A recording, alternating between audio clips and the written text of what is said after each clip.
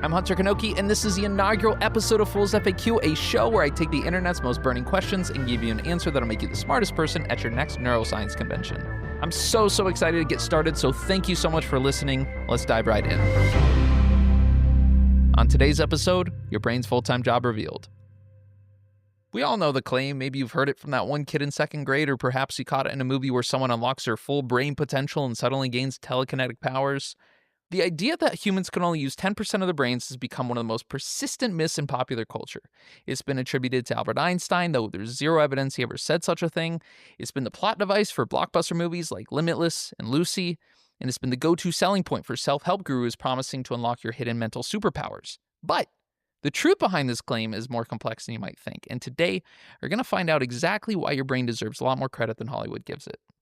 So let's start with the obvious question. If this myth is so wrong, where did it come from? Well, the trail leads us back to the early 1900s and a Harvard psychologist named William James. Now, in 1907, James wrote that humans were, quote, making use of only a small part of our possible mental and physical resources, unquote. Now, notice he didn't mention brain specifically, and he certainly didn't throw out any percentages.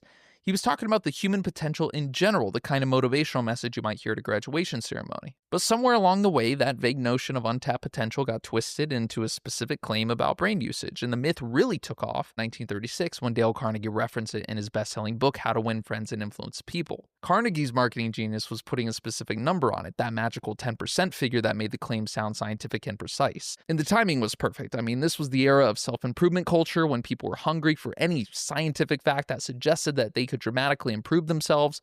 And the idea that 90% of your brain was just sitting there unused and ready to be unlocked was incredibly seductive, and it still is today.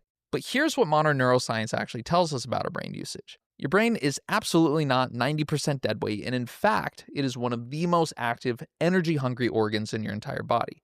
Despite it making up only 2% of your body weight, your brain devours roughly 20% of all the calories you consume. To put that in perspective, that's like a single room in your house using 1/5 of your entire electricity bill. And unlike what you might expect, the energy consumption doesn't fluctuate dramatically based on whether you're solving complex math problems or just daydreaming. A research by neuroscientist Sharna Jamarda found that effortful, goal-directed tasks only use about 5% more energy than when your brain is at rest. Your brain is essentially running at full power almost all the time. Now, modern brain imaging techniques like functional MRI scans show us exactly what's happening up there, and the picture is nothing like the myth suggests.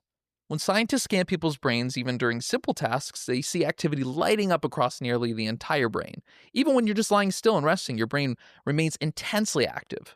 So let's talk about what would actually happen if 90% of your brain was just sitting there doing nothing. Now, brain damage studies give us a really stark reality check on how much of our brain we actually need. And when neurosurgeons operate on the brain to treat conditions like epilepsy or remove tumors, they have to map the brain extremely carefully beforehand. Why? Well, because damage to the even small areas can have devastating effects on behavior, speech, memory, and basic functioning. Take stroke patients, for example. A stroke that affects just a tiny portion of the brain can leave someone unable to speak, move one side of their body, or form new memories. If we were really only using 10% of our brains, then damage to most other areas wouldn't matter that much.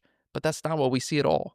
Now, you might be wondering, if we use our whole brain, why does this myth feel so appealing? Well, there's actually some psychology behind why this particular piece of misinformation has such staying power. First off, it's optimistic. I mean, the myth essentially tells us that we all have superhuman potential just waiting to be unlocked. I mean, who wouldn't want to believe that? It's much more comforting than accepting that our mental abilities have real limitations that require hard work to overcome. Now, second, I just think it plays into our fascination with untapped potential. I mean, humans love the idea of hidden superpowers and secret abilities and whatnot. And it's the same psychological appeal that makes superhero movies so popular. And third, it's been reinforced by decades of repetition in popular media. I mean, when movies, books, and self-help seminars keep repeating the same fact, it just starts to feel true regardless of the evidence. But here's what's actually amazing about your brain. Your brain contains roughly 100 billion neurons, and each neuron can connect to thousands of others, creating a network of connections that's more complex than any computer we've ever built. Now, these connections are constantly changing and adapting through a process called neuroplasticity.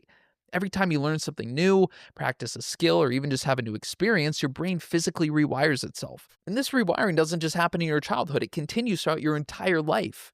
When you master a new language, learn to play an instrument, or even navigate a new city, you're literally reshaping the physical structure of your brain. And the brain's ability to reorganize itself is so powerful that people who lose sight often develop enhanced hearing abilities as their brain repurposes visual processing areas for auditory processing.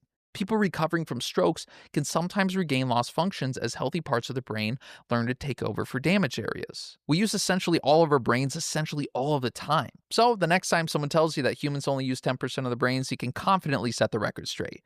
The truth is always more interesting than the myth, and you don't need to unlock 90% of your brain to be amazing. You just need to appreciate the remarkable 100% you're already using. Thank you so much for listening to Fool's FAQ. Feel free to leave a 5-star rating wherever you get your podcasts, as it also helps new listeners discover the show. For more fascinating answers to your burning questions, subscribe wherever you get your podcasts, and always stay curious.